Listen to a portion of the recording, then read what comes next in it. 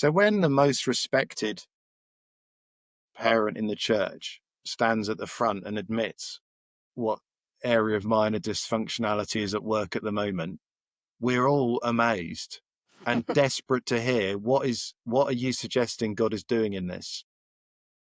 And that's the combination, normal and God at work. Can we find ways for normal stories to be told where God is at work? And that's what we're trying to do on our podcast.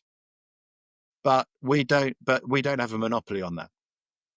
I think this also is true of not just parents, isn't it?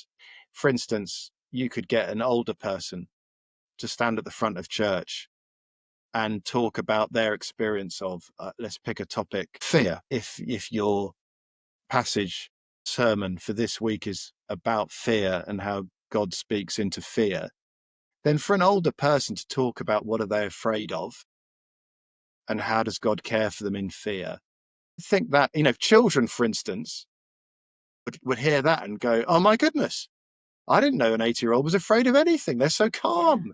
They're so confident. They're so content.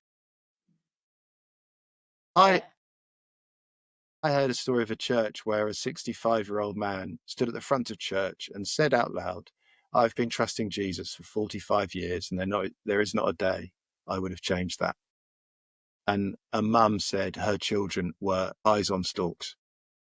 They just thought this is the most incredible thing they'd ever heard. And the guy telling this story just thought that was his introduction. Yeah, it was just almost a passing comment. He wasn't thinking that was all that spectacular. Wow. Yeah.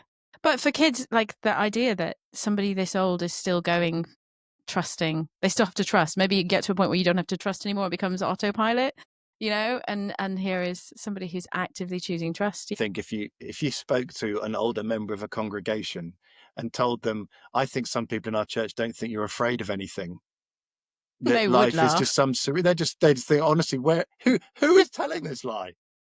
But that is the thing for children. If they can't see it, they can't perceive it.